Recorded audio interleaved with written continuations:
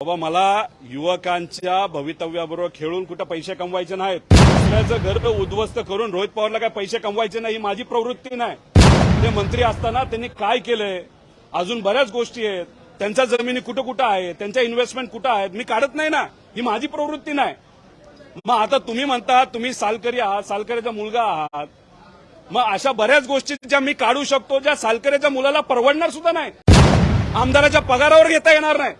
मग तुम्ही त्या वास्तू, एवढ्या मोठ्या मोठ्या वास्तू कशा घेतल्या? अरे रोहित पवार इथं कुठेही मिंदा नाही, फक्त त्याचं भावनिक नातं आहे, तिथं असणाऱ्या युवकांशी नातं आहे. त्यामुळे उगाच तुम्ही खुचट काढू नका. तुम्ही जर अजून खोलात गेला ना तर आम्ही सुद्धा खोलात जाऊ. तुम्ही खोलात जावा, सर्व्हे करा, मोठी मोठी एन्क्वायरी लावा. फक्त एमआयडीसीला उशीर करू नका. ह्या तिथं असणाऱ्या युवांच्या, त्यांच्या आई वडिलांच्या भावना आहेत ना. कोणालाही पिस्तूल लावून आम्ही काय सह्या करून घेतलेलं नाही. खरं तर आज मी इथं आलेलो आहे आणि मी आज प्रयत्न करणार आहे की मी एक शॉल सुद्धा घेऊन आलेलो आहे. मी आदरणीय प्रोफेसर राम शिंदे साहेबांचा सत्कार त्या ठिकाणी करणार आहे, कारण ते खूप मनापासून प्रयत्न करत आहेत आणि मी सुद्धा मनापासून प्रयत्न करत आहे. मी मनापासून प्रयत्न तिथं असणाऱ्या युवांना हाताला काम मिळावं यासाठी करतोय आणि प्रोफेसर राम शिंदे साहेब तिथे एमआयडीसी येऊ नये यासाठी प्रयत्न करत आहे. आता काल बोलत असताना त्यांनी काही मुद्दे मांडले.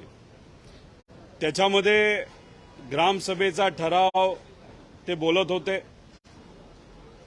खरं तर शेवाळे साहेबांनी मला फोन केला होता आणि मला सांगितलं होतं मी तिथे येऊन पत्रकारांशी बोलू का, पण मी त्यांना विनंती केली नका काळजी करू, मीच बोलतो.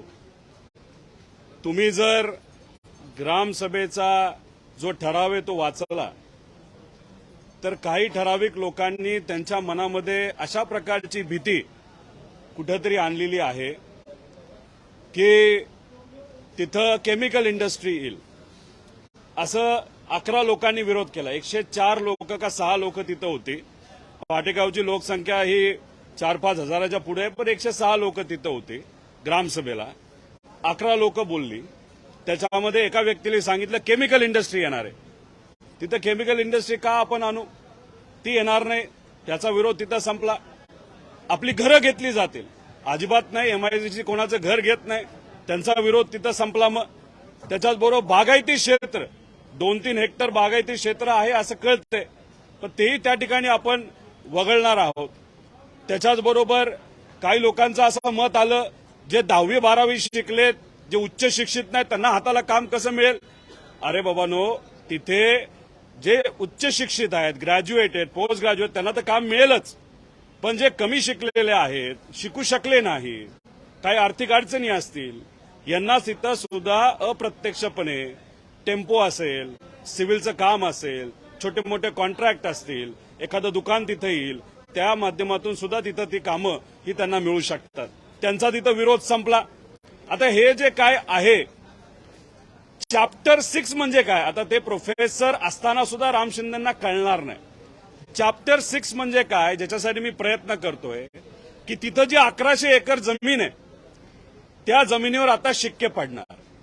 मग चॅप्टर 6 झाल्यानंतर काय होतं, मग तिथं एमआयडीसीचे अधिकारी त्या ग्रामपंचायतमध्ये जातात. तिथे असणाऱ्या शेतकरी जे बाधित आहेत त्यांच्याशी चर्चा करतात, की त्यांना विचारतात की अरे बाबा असं आहे, तुमचं काय मत आहे. तर ते चॅप्टर 6 नंतर होतं.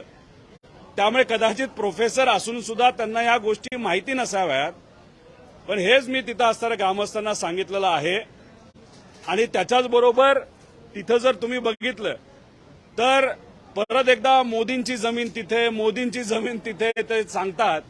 मी आधी सुद्धा सांगितलेलं आहे की 11 ते 14 या वर्षी ते तिथं आमदार असताना जमीन घेतलेली आहे. आता वाटाघाट्या कुणी केल्या, कोण 5 स्टार मध्ये भेटलं, 7 स्टार मध्ये भेटलं, त्यावेळेस हे आपल्याला बघावं लागेल. नीरव मोदीचं नाव तुम्ही आज घेता. नीरव मोदीकडे पैसे कधी होते, तेव्हा होते. तेव्हा पैसे असताना तेव्हा तुम्ही तिथं आमदार होता, तेव्हा तिथं जमिनी तिथं घेतल्या गेल्या. आणि ती नीरव मोदीची जमीन जे हे म्हणतात ती आता ईडीकडे.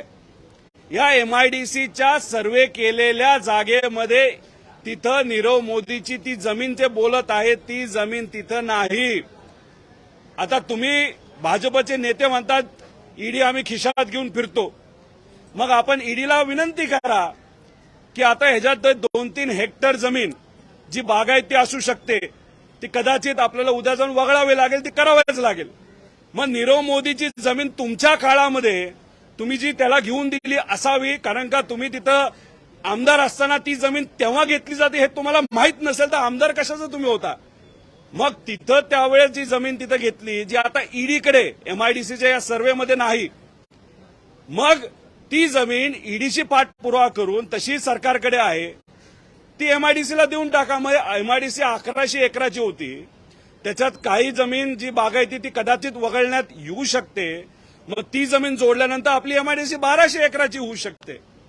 आणि अजून एक महत्वाची गोष्ट की प्रोफेसर राम शिंदे साहेबांना अभ्यास घ्यायचा किती अनुभव आहे हे मला सांगता येणार नाही, पण इंडस्ट्री कशी असते, त्याला काय जरुरी असतं हे त्यांनी एक गुऱ्हाळ सुद्धा चालवलेलं नाही, त्यामुळे त्यांना त्या गोष्टी कळतात नाही कळतात हा वेगळा प्रश्न. एमआयडीसी मध्ये फॅक्टऱ्या आल्यानंतर युवकांना हाताला काम मिळणार आहे. आता फॅक्टऱ्या कधी येतात, जेव्हा तिथं रोड नेटवर्क चांगलं असतं. आदरणीय गडकरी साहेबांच्या बरोबर बसून पाठपुरावा करून 2 मोठे रोड, हे मंत्री असताना ते रोड त्यांना आणता आले नाही. पाठपुरावा 2 नॅशनल हायवे या एमआयडीसीच्या जवळून आपण आणलेले आहेत. आणि योगायोगाने सुरत चेन्नई रोड हा 20 किलोमीटरवरनं तिथून जात आहे. त्यामुळे एमआयडीसी मध्ये कंपनी यायला नक्कीच तिथं मदत होणार आहे. त्यामुळे हे जे काय ते सांगत आहेत त्याला काही तथ्य नाही, उगाच वेळ काढूपणा करत आहेत. आणि राहिला प्रश्न चॅप्टर 6 झाल्यानंतर ग्रामपंचायत तिथनं असणाऱ्या बाधित शेतकऱ्यांची चर्चा ही केली जाणार आहे. त्यामुळे मध्ये ते कुठेतरी बोलले होते की ते आमदार म्हणजे राम शिंदे आमदार झाल्यानंतर रोहित पवार त्यांना भेटले नाहीत. कदाचित काही प्रमाणात मी विचार करत होता अरे भेटायला पाहिजे होतं का नव्हतं, पण राम शिंदे साहेबांची अशी प्रवृत्ती बघितल्यानंतर मला आज आनंद होतोय मी त्यांना तिथं सत्कार करण्यासाठी भेटलो नाही. कारण तुम्ही जो युवकांसाठी हक्काचा प्रोजेक्ट आहे तिथं आणून देत नाहीत, तो तुम्ही त्या ठिकाणी थांबवता. आणि अपर हाऊसमध्ये भाषण करताना काय बोलले, एमआयडीसीची सगळी जमीन ही नीरव मोदी, शहा वगैरे यांची आहे. आता तुम्ही ग्रामपंचायतचा जो अहवाल दिला, ग्रामपंचायतचा जो ठराव दिला, त्या शेतकरी काय म्हणतात जमिनी आमच्या आहेत. अरे म्हणजे मग तुम्ही अपर हाऊसमध्ये तिथं असणाऱ्या सर्व आमदारांची लोकांची दिशाभूल करता का, आणि इथं येऊन वेगळे कागद देतात. त्यामुळे म्हणूनच त्यांचा सत्कार खरं तर मला करायचा आहे की 10 वर्ष त्यांनी कुठलाच विकास तिथं केला नाही. आणि मला आज खऱ्या अर्थाने कारण कळलं का, कारण विजनली ते कामच करत नाही. त्यांना स्वतःचा स्वार्थ तिथं दिसतो, आम्हाला लोकांचं हित तिथं दिसतं. मी आधीही बोललेलो आहे, त्यांना जर क्रेडिट घ्यायचं असेल तर कृपा करून तुम्ही क्रेडिट घ्या, पण एमआयडीसी होऊ द्या. आज जर तुम्ही असा टाइमपास करत राहिला ना ते एमआयडीसी यायला वेळ लागतो, त्यानंतर कंपन्या यायला वेळ लागतात. त्यामुळे हा प्रश्न तिथला असणाऱ्या युवांचा आहे, हा प्रश्न जे शिक्षित बेरोजगार आहेत त्यांचा आहे, जे कमी शिकलेले आहेत त्यांचा आहे. त्याच्याच बरोबर जे लोक आई वडिलांना गावात सोडून त्यांना दुर्दैवाने बाहेर जाऊन काम करावं लागतं, कमवावं लागतं, त्या लोकांचा आहे. त्यामुळे उगाच याच्यामध्ये राजकारण करू नये अशी विनंती या ठिकाणी मी करतो.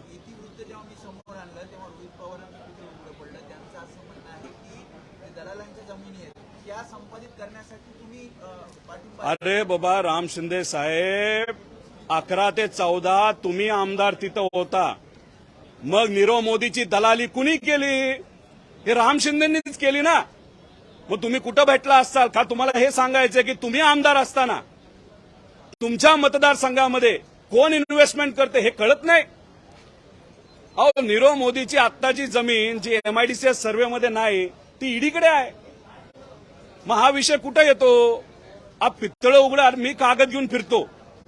मी आता 1 लाख सह्या आणल्यात. आता 1 लाख सह्या म्हणजे काय, ह्या तिथं असणाऱ्या युवांच्या त्यांच्या आई वडिलांच्या भावना आहेत ना. कोणालाही पिस्तूल लावून आम्ही काय सह्या करून घेतलेल्या नाही. मग तुम्ही या भावनांचा अनादर करणार आहात का? त्यांचं मत एमआयडीसी आली पाहिजे. उगाच तुमचे 4 लोक तिथं उभा करून तुम्ही भाषण करायला लावता आणि त्या 4 लोकांसाठी अख्ख्या दोन्ही तालुक्याचं नुकसान होऊ शकतं. आणि जे तिथले मोठे नेते शेवाळे साहेब त्यांना व्यक्तिगत तुम्ही विचारा, त्यांचंही मत आहे. थोडी त्यांना 4 लोक बोलतात म्हणून अख्ख्या दोन्ही तालुक्याला अंगावर घ्यायचे काही त्यांना कारण नाही. त्यामुळे उगाच त्यांनी कुठं करू नये. लाख लोकांनी सह्या आतापर्यंत केलेल्या आहेत आणि ही मोहीम लोकांनी हातात घेतली नाही, ती तिथं थांबणार नाही. त्यांना तुम्ही भेटणार आहात का? ज्या ग्रामस्थांचा विरोध आहे, जे काही मोजकी लोक आहेत, मी त्यांना तुमच्या माध्यमातून आज सांगतो, नंतरही भेटणार आहे. चॅप्टर 6 मध्ये तिथं शिक्के पडतात. चॅप्टर 6 झाल्यानंतर पुढची प्रक्रिया तिथं येऊन तुमच्या सर्वांशी म्हणजे तिथं असणाऱ्या नागरिकांशी, तिथे असणाऱ्या ज्यांचं जमीन जाणार त्यांच्याशी चर्चा ही केली जाणार आहे. आणि मग त्याच्यानंतर कुठलं वगळायचं कुठलं नाही वगळायचं याच्यावर चर्चा होणार आहे. त्यामुळे प्रोफेसर राम शिंदे हे प्रोजेक्ट आज थांबवत आहेत. त्यांना प्रक्रिया काय असते हे सुद्धा माहित नाही. मी फॉलोअप केलेले कागद घेऊन फिरतो आणि ते कुठेतरी काय दुसऱ्याचेच कागद घेऊन फिरतात. अरे तुम्ही काय पाठपुरावा केला का हे सांगा ना. उगाच दुसऱ्याचे काहीतरी कागद घेऊन तुम्ही फिरता, काहीतरी विषय काढता, अपर हाऊसमध्ये दिशाभूल करता, मीडिया बरोबर इथं येऊन तिसरंच काहीतरी बोलता. मग कुणीतरी कागद दिला की तो कागद घ्यायचा, मग तो दाखवायचा. त्यामुळे उगाच त्यांनी कुठेही अहंकार आणू नये. बाबांनो, लोकांचा जीवनामरणाचा विषय आहे. उगाच इथं त्यांच्या युवकांच्या भविष्याची कुणी खेळू नये असं आमचं मत आहे. ते म्हणतात की या एमआयडीसी मध्ये तुमची भागीदारी आहे म्हणून तुम्ही इतके ह्या सगळ्या संदर्भात अग्रेसिव्हली बोलता आहात असं त्यांचं म्हणणं आहे. हे बघा, रोहित पवारांची तिथं आर्थिक भागीदारी असेल तर तुम्ही शोधा ना. बाबा, मला युवकांच्या भवितव्याबरोबर खेळून कुठं पैसे कमवायचे नाहीत. रोहित पवारकडे जे काय आहे, रोहित पवारली 2007 पासून गेले 20 वर्ष काम करून कंपन्या मोठ्या करून जे काय आहे त्याचं घर नीट आहे. दुसऱ्याचं घर उद्ध्वस्त करून रोहित पवारला काय पैसे कमवायचे नाही ही माझी प्रवृत्ती नाही. ते मंत्री असताना त्यांनी काय केलंय, अजून बऱ्याच गोष्टी आहेत. त्यांच्या जमिनी कुठं कुठं आहे, त्यांच्या इन्व्हेस्टमेंट कुठं आहेत, मी काढत नाही ना. ही माझी प्रवृत्ती नाही. मग आता तुम्ही म्हणता तुम्ही सालकरी आहात, सालकरीचा मुलगा आहात. मग अशा बऱ्याच गोष्टी ज्या मी काढू शकतो, ज्या सालकरीच्या मुलाला परवडणार सुद्धा नाही, आमदाराच्या पगारावर घेता येणार नाही. मग तुम्ही त्या वास्तू, एवढ्या मोठ्या मोठ्या वास्तू कशा घेतल्या? अरे रोहित पवार इथं कुठेही निंदा नाही, फक्त त्याचं भावनिक नातं आहे, तिथं असणाऱ्या युवकांशी नातं आहे. त्यामुळे उगाच तुम्ही खुचट काढू नका. तुम्ही जर अजून खोलात गेला ना तर आम्ही सुद्धा खोलात जाऊ. तुम्ही खोलात जावा, सर्व्हे करा, मोठी मोठी एन्क्वायरी लावा. फक्त एमआयडीसीला उशीर करू नका. आणि त्यात जर माझं नातं निघालं तर आपण बोलू ना नंतर. आता तुम्ही जर खोलात जात असताल, सर्व्हे करत असताल तर तुम्ही करा, कारण माझं तिथं कुठं नाही. मग आता आम्ही सुद्धा जरा खोलात जाऊन तुमचं सगळीकडचं काढायला लागतो. पण हा विषय रोहित पवार विरुद्ध राम शिंदे नाही, हा विचाराची लढाई आहे. रोहित पवार प्रयत्न करतो युवकांच्या भवितव्यासाठी. अरे प्रोफेसर राम शिंदे काय करतायत की एमआयडीसी थांबवावी कशी. किती खुश होते काल की बघा मी एमआयडीसी थांबवली, ह्याच्यात त्यांना खुशी मिळते. अरे इथं फार फॉलोअप करून करून बेजार झालो मी. कशासाठी? तर युवकांसाठी झालो. इंडस्ट्रीला काय लागतं हे आम्हाला माहिती, कारण आम्ही इंडस्ट्री चालवतो. तुम्ही गुऱ्हाळे सुद्धा चालू केलेलं नाही. तुम्हाला काय कळणार इंडस्ट्रीला काय पाहिजे, तिथे इंडस्ट्री आणायची कशी, इंडस्ट्रीयलिस्टशी बोलायचं कसं, हे तरी आपल्याला माहित आहे का? तुमचं जर विजन एवढी संकोचित असेल, आता 10 वर्षात विकास का नाही झाला त्याचं मुख्य कारण ते. माझं तर मत आहे की आज शेवटचा दिवस आहे, त्यांना बोलवा. त्यांनी विकास 10 वर्षात काय केला आणि आम्ही काय केला, इथं या पोडियमवर आपण चर्चा करू. अरे हिंमत आहे त्यांना चॅलेंज करायची की इथं येऊन तुम्ही बोला. पण काय मी नसताना येतात, बोलतात, कुठले तरी कागद आणतात, काहीतरी खोटं बोलतात. काय आता भाजपची ती प्रवृत्ती आहे. शेवाळे यांना तुम्ही कैलास शेवाळे यांना बाहेर घेऊन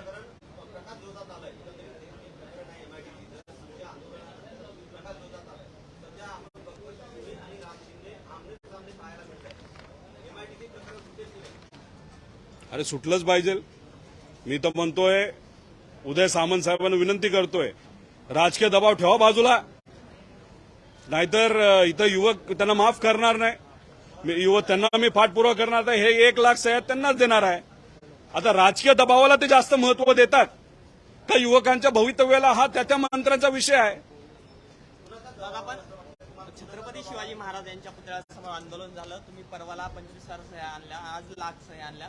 यापुढची तुमची भूमिका काय असणार? छत्रपती शिवाजी महाराजांच्या चरणी बसून आंदोलन करण्याचं एक मुख्य कारण होतं की त्यांच्या काळामध्ये रयतेला न्याय मिळायचा.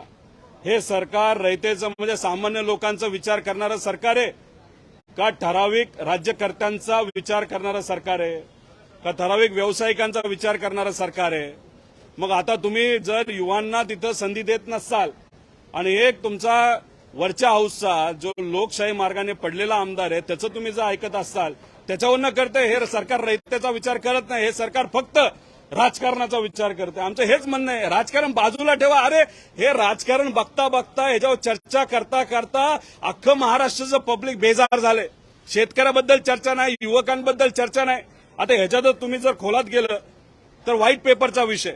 खरं तर मला सरकारला एक विनंती करायची होती की तुम्ही जो व्हाईट पेपर काढलाय त्याच्यापेक्षा अशा प्रकारचा जर व्हाईट पेपर काढला असता तर पैसे तर वाचले असते. अरे तुम्ही काय ते 10-12 पेजेसचा केला, त्यात काय दाखवलंय तुम्ही? काहीच नाही. त्यापेक्षा एक पाणी दिलं असतं तर पैसे तरी सरकारचे वाचले असते. तुम्ही जर त्याच्यामध्ये हा व्हाईट पेपर वाचला तर याच्यामध्ये प्रत्यक्ष अप्रत्यक्षपणे कुठंतरी सरकारनेच एक्सेप्ट केले की जेव्हा महाविकास आघाडी सरकार होतं त्यावेळेस त्यांनी खूप चांगल्या पद्धतीचा पाठपुरावा केला. आता ह्याच्यामध्ये तुम्ही तारखा बघत गेला तर 5 जानेवारी 2022 मध्ये वेदांकडून पहिले पत्र आले आणि त्यानंतर फेब्रुवारी म्हणजे 22 फेब्रुवारी वेदांतने प्रश्नावली पाठवली, 23 फेब्रुवारी MIDCने उत्तर पाठवले, 24 फेब्रुवारी वेदांकडून स्थळ पाहणी झालं, त्यानंतर फॉक्सकॉन आलं, दोघांनी एकत्र बघितलं. आता 24 मे दावोस इथं अनिल अगरवाल आणि उद्योग मंत्री पर्यावरण मंत्री म्हणजे आपले आदित्य ठाकरे यांनी तिथं अनिल अगरवाल बरोबर बैठक घेतली आणि अनिल अगरवाल म्हणतात महाराष्ट्र हे गुंतवणुकीसाठी आदर्श राज्य आहे. आता आम्ही म्हणत नाही हे जे सरकार आहे ते कुठं कमी पडलं, कारण का सत्ता बदल झाल्यानंतर 20 दिवस तर काहीच झालं नाही. आणि त्यानंतर जर तुम्ही बघितलं देवेंद्र फडणवीस साहेबांनी फॉक्सकॉनचे जे प्रमुख आहेत त्यांना पत्र दिलं, त्यांची चर्चा झाली आणि त्याच्यामध्ये जेव्हा हे फॉक्सकॉनचे लोक आले होते ते काय म्हणले, पुणे येथे गुंतवणूक करण्यास उत्सुक आहोत. त्या त्यामुळे अन्य राज्याच्या तुलनेत महाराष्ट्रातील पुण्याला प्राधान्य दिले आहे असे वेदांत फॉक्सकॉनचे लोक कधी बोलले? देवेंद्र फडणवीस आणि शिंदे साहेबांचं सरकार असताना. पाठपुरावा कुणी केला? महाविकास आघाडी सरकारने. आम्ही असं म्हणत नाही हे सरकार कमी पडलं. प्रॉब्लेम काय झाला की 5 ऑगस्ट देवेंद्र फडणवीस साहेब हे अनिल अगरवाल साहेबांना भेटले. आता ह्याच्यामध्ये 5 सप्टेंबर MIDC CEO यांचे वेदांतला पत्र गेलं. आता त्याच्यानंतर काय झालं, त्यानंतर का हा सगळा पाठपुरावा कमी पडला? त्याचं मुख्य कारण खरं तर तुम्ही जर बघितलं तर अनिल अगरवाल साहेबांची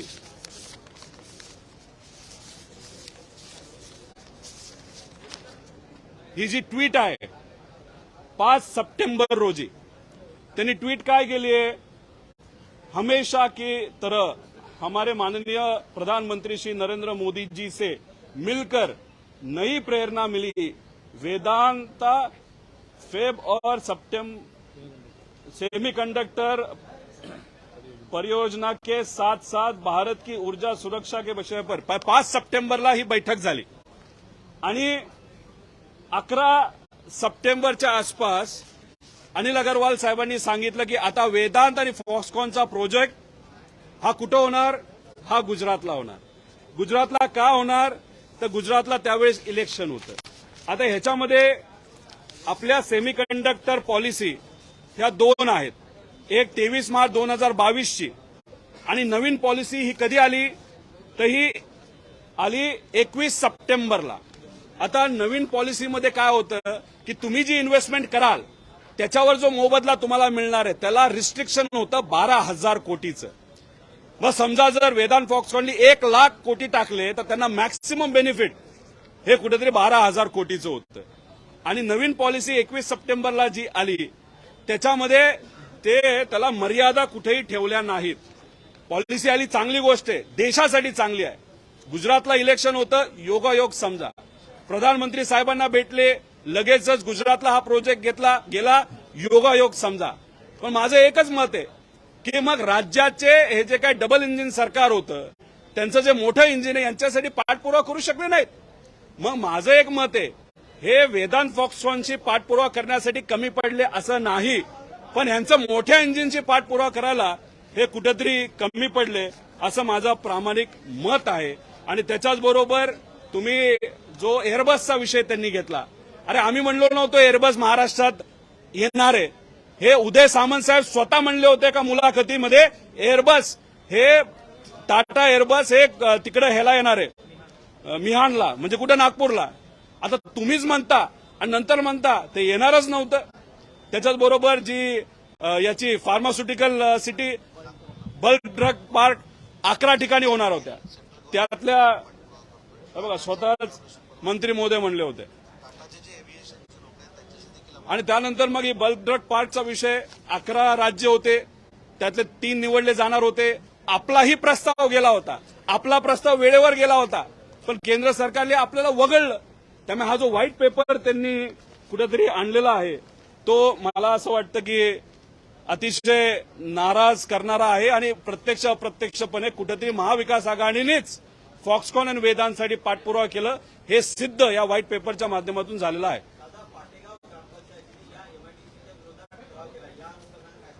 अरे किती वेळा सांगू, सर ते कैलास शेवाळे जे आहेत तुम्ही त्यांच्याशी बोललात, तर कैलास शेवाळेंना तुम्ही समोर घेऊन येणार का? कारण की त्यांच्या नावाने राम शिंदे हे दिशाभूल करतात, राम शिंदेवरती गुन्हा दाखल करणार का? हे बघा, एक तर चॅप्टर 6 होत असताना ग्रामपंचायतची एनओसी लागत नाही.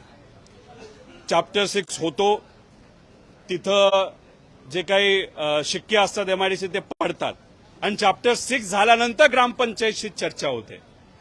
राहिला प्रश्न शेवाळ्यांचा, त्यांचं मत आहे की पोल्युशनवाली फॅक्टरी आली नाही पाहिजे, तिथं जे बागायती क्षेत्र ते आलं नाही पाहिजे, घेतलं नाही पाहिजे. त्याच्याच बरोबर तिथं घरं गेली नाही पाहिजे. अहो एमआयडीसी घरं आणि हे जे असतात पाण्याचे स्रोत हे वगळतं. त्यामुळे कुठेतरी त्यांना त्या बाबतीत बऱ्याच गोष्टींबद्दल काही लोकांनी दिशाभूल केलेली आहे. एमआयडीसीचे अधिकारी जेव्हा तिथं जातील तेव्हा त्या बाबतीत ते क्लॅरिटी देतील. आणि त्याच्यामुळे लोकांच्या मनामध्ये जी काही शंका आहे ती स्वतः मीच जाऊन सुद्धा सोडवेल. पण मग अशा पद्धतीने तुम्ही मुद्दामून जर फॅक्टऱ्या येण्यापासून ते एमआयडीसी येण्यापासून जर अडचण आणत असाल तर ते चुकीचं आहे असं माझं व्यक्तिगत मत आहे. नाही और एक विषय, आता दुसरा विषय, अधिवेशनामध्ये आम्ही कशासाठी येतो? महाराष्ट्रातले प्रश्न मांडण्यासाठी. आम्ही प्रश्न मांडत असताना नानासाहेब पटोले साहेबांनी एक प्रश्न महत्वाचा मांडला, तो म्हणजे छत्रपती संभाजीनगरमध्ये जी काही फॉरेस्टचा पेपर होता तो फुटला. आणि मग त्याबद्दलची माहिती नाना पटोले साहेबांनी मुलांच्या वतीने विधिमंडळामध्ये मांडली. त्याला उत्तर देत असताना देवेंद्र फडणवीस साहेबांनी उत्तर दिलं असं कुठेही काय घडलेलं नाही, उलट मीडियालीच चुकीची बातमी तिथं छापलेली आहे. खरं तर हे उत्तर ऐकल्यानंतर माझ्यासारख्याला अतिशय वाईट वाटलं. कारण का तुम्ही तिथं जर बघितलं तर याच्यामध्ये खोलात गेला तर पोलिसांना टीप आली होती. टीप आल्यानंतर पोलीस स्वतः डिस्गाईजमध्ये तिथे गेले. त्यानंतर त्यांना 4-5 लोक भेटली, त्यानंतर त्यांच्याकडे कागदपत्र भेटले, मग एफआयआर झाला. म्हणजे ह्या सगळ्या गोष्टी तिथं असणाऱ्या पोलिसांनी चांगल्या केल्या युवकांच्या बाजूने. आणि हे होत असताना त्या गोष्टी खऱ्या अर्थाने घडल्या. तसंच काल कोल्हापूरला झालं. मग आपण टीसीएसची बाजू का घ्यायची? माझं टीसीएसचं माझं काही वाकडं नाही. माझं एकच मत आहे, एवढे पैसे तुम्ही घेत असाल तर मग पारदर्शक पद्धत तर असावी. आणि खोट्या पद्धतीने मला मत आहे की देवेंद्र फडणवीस खोटे बोलले असं म्हणणार नाही, पण त्यांना ज्यांनी माहिती दिली, ज्यांनी खोटी माहिती त्यांना दिली त्याच्यावर कारवाई करणार का नाही? का युवकांच्या भवितव्याबरोबर आपण सातत्याने खेळतच राहणार? कोल्हापूरला परत ती घटना घडली आणि 1000 रुपये कमी करायला काय अडचण आहे? तुम्ही जर बघितलं तर 150 कोटी खर्च कशाला केला जातो? हे शिंदे साहेबांबरोबर जे आमदार आहेत त्यांच्या प्रोटेक्शनसाठी गाड्या ज्या पुढे मागे फिरतात त्यासाठी 150 कोटी रुपये खर्च केला जातो.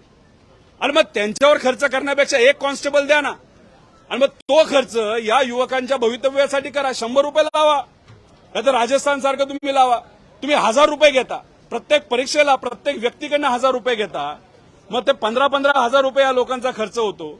आणि मग अशा पद्धतीने टीसीएस तिथं तुम्ही सिरियसनेस सांगता की 1000 रुपये का मुलं सिरियस व्हावी, आणि मग चोरी झाल्यानंतर तुम्ही म्हणता चोरी झालीच नाही. अरे झाली ना, युवक म्हणतायत. तर युवकांची बाजू आम्ही सर्वजण भक्कमपणे मांडत आहोत, आम्ही आमदार मांडत आहोत, विरोधी पक्षात मांडत आहोत, पण सरकार ऐकायला तयारच नाही.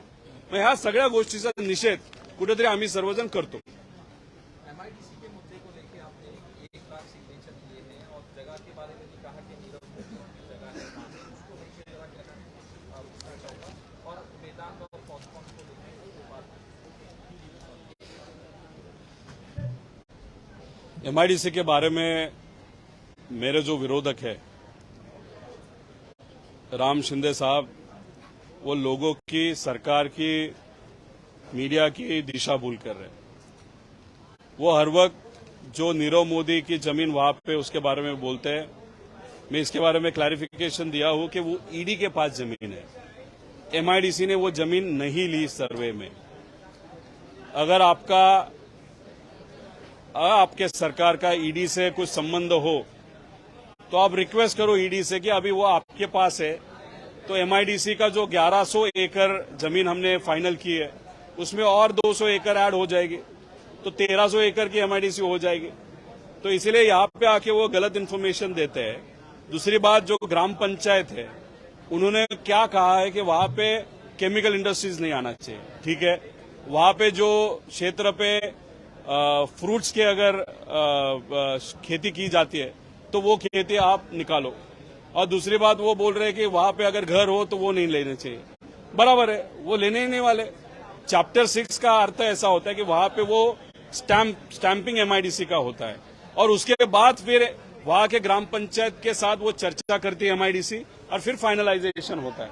लेकिन राम शिंदे साहब अलग ही तरीके का राजनीति यहाँ पे करते हुए एमआईडीसी कैसे नहीं होगी और रोहित पवार को क्रेडिट कैसे नहीं मिलेगा, उसके लिए वो प्रयत्न कर रहे हैं. वो गलत चीज है. मेरा कहना है आप क्रेडिट ले लो, लेकिन वहां पे एमआईडीसी आना बहुत इंपॉर्टेंट है. Thank you.